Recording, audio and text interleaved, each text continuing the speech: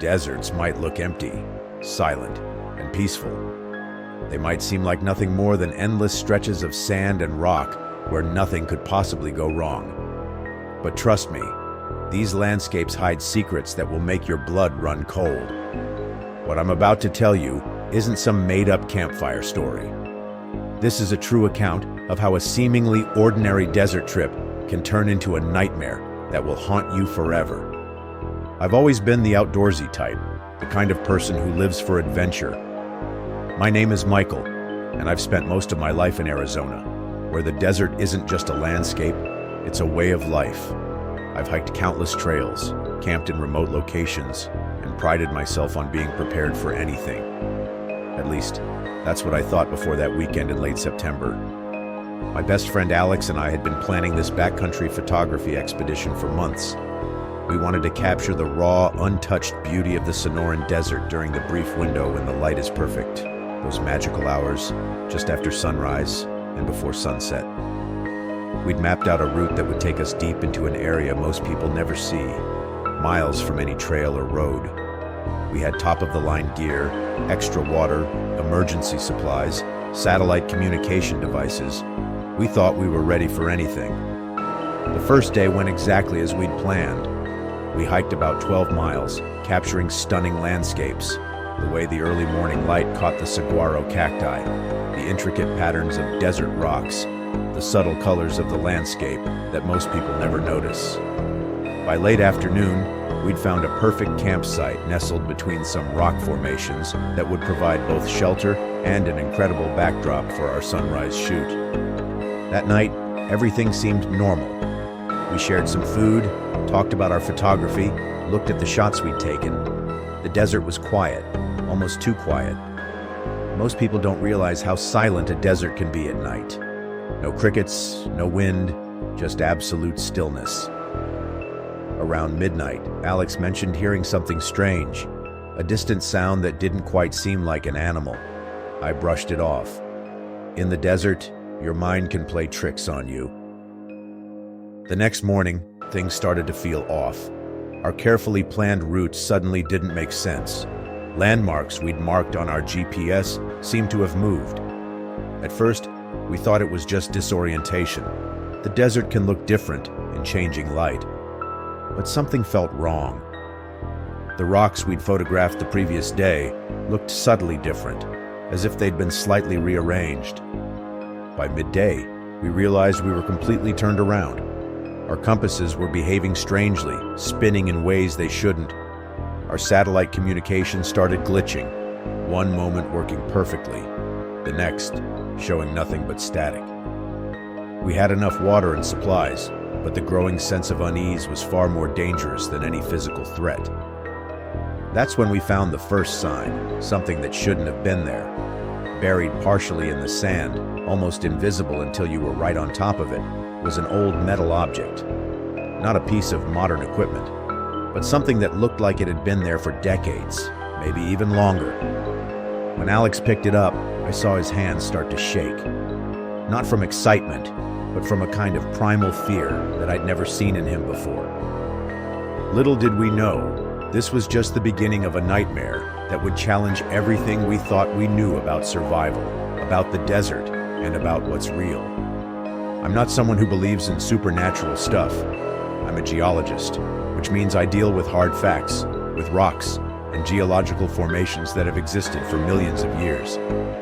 My name is Elena Rodriguez, and I've spent my entire career studying desert landscapes across the southwestern United States. I've camped alone in remote locations more times than I can count, and I've always prided myself on my ability to stay calm and rational in any situation. This expedition was supposed to be different. I was collecting rock samples for a research project, tracking some unusual geological formations in a remote part of the Mojave Desert. My team had identified an area with some anomalous mineral deposits, and I volunteered to do the initial survey. Solo expeditions were nothing new to me. I'd done this dozens of times before. The first 2 days were completely uneventful. I set up my base camp in a small valley surrounded by rocky outcroppings, carefully documenting my findings, collecting samples, taking precise measurements. The desert was exactly what I expected. Harsh, unforgiving, but predictable. I had all my standard equipment: GPS, satellite phone, emergency beacon, enough water and supplies for a week, multiple backup batteries, and communication devices. On the third night, something changed. It started with small things, sounds that didn't quite make sense. At first I thought it was just the wind, or maybe some desert wildlife. But the sounds were too deliberate, too measured to be natural. It was like something was moving around my camp, something that was carefully avoiding my line of sight. I'm a scientist. I don't believe in ghost stories or supernatural explanations, but I know what I heard that night was not normal. It wasn't an animal. It wasn't the wind. It was something that moved with deliberate intelligence, circling my camp, always just beyond the reach of my flashlight. Around midnight, I started to hear what sounded like whispers. Not words I could understand, but definitely human-like sounds. They seemed to be coming from multiple directions at once, which was impossible given the terrain. I checked my GPS, my communication devices. Everything seemed to be working normally, but the sounds continued. Then the temperature dropped. Not gradually, like a normal desert night, but suddenly. In a matter of minutes, the temperature plummeted by at least 30 degrees. My breath started to fog in front of me, despite being in the middle of the desert in late summer. My scientific mind raced to find explanations: geological anomalies, unexpected weather patterns, anything that could rationally explain what was happening. But nothing made sense. The whispers got louder, not clearer, but definitely louder. And then I saw something move between the rock formations, something that didn't move like an animal, something that seemed to shift and change, as if it wasn't entirely solid. That's when my carefully constructed world of scientific rationality began to crack. I realized something was hunting me, and it was getting closer. Some stories you can never truly explain.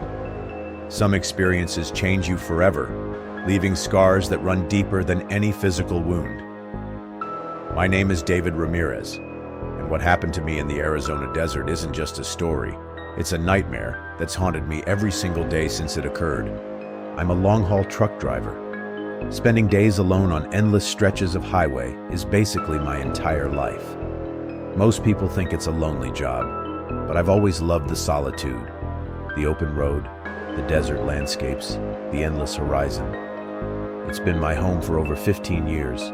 I know these roads like the back of my hand, or at least I thought I did. It was a routine job. A standard delivery from Phoenix to a remote distribution center near the Mexican border. I'd done this route countless times, knew every gas station, every rest stop, every shortcut. The dispatch had me take an alternate route due to some road construction. Nothing unusual. The detour took me through a stretch of desert I'd never used before, but that wasn't saying much. There are endless roads out here that look exactly the same. The first sign something was wrong came about 2 hours into the detour. My GPS started acting strange. At first, it was just minor glitches. The map would flicker, the route would momentarily disappear. I've dealt with technology failures before, so I didn't think much of it. I had a physical map, and I knew these roads well enough to navigate without electronic assistance. But then the radio started acting up. Not just static, something else. Fragments of conversations would break through. Voices that didn't sound quite human. Whispers in languages I couldn't recognize. I checked my phone, no signal. The truck's communication system, nothing. That's when I noticed the landscape changing, subtly at first. The rock formations seemed to shift when I wasn't looking directly at them. Shadows moved in ways shadows shouldn't move. I pulled over, thinking maybe I was more tired than I realized. Checked my logbook. I'd had enough rest. I was alert. This wasn't exhaustion. When I stepped out of the truck, the silence hit me first. Not the normal desert silence. This was different. It was like sound itself had been sucked away. No wind, no distant highway noise, nothing. The air felt heavy, pressing against my skin like a physical weight. That's when I saw the first figure. It wasn't human, not exactly. Something moving between the rock formations, too tall, moving wrong, like something was wearing a human shape but didn't quite understand how bodies are supposed to move. I got back in the truck, locked the doors, started the engine. But when I looked in the rearview mirror, I realized I was no longer on the road I'd been driving on moments before. Something was hunting me, and I was completely alone. The desert has always been good at keeping its secrets, but some secrets are better left buried. As I sit here recording this, I can't help but wonder how many other stories are out there. Stories of survival, stories of encounters that defy explanation. The desert is vast, and it holds more mysteries than we could ever imagine. These aren't just stories. These are real experiences from people who face something beyond understanding. Something that exists in the liminal spaces between what we know and what we can't comprehend. If you've experienced something similar, if you've survived an encounter in the desert that you can't explain, I want to hear from you. Your story could be the next one we share. Hey, it's your host from Verified Fears. If you enjoyed these true desert survival stories, you know what to do. Subscribe to the channel right now. Smash that notification bell so you never miss a video. Share this video with someone who loves true horror stories. Drop a comment below. Tell me, what's the most terrifying desert encounter you've ever heard about? Your support keeps these incredible true stories coming. Remember, sometimes the most horrifying things are the ones hiding in plain sight. Stay safe out there and stay afraid.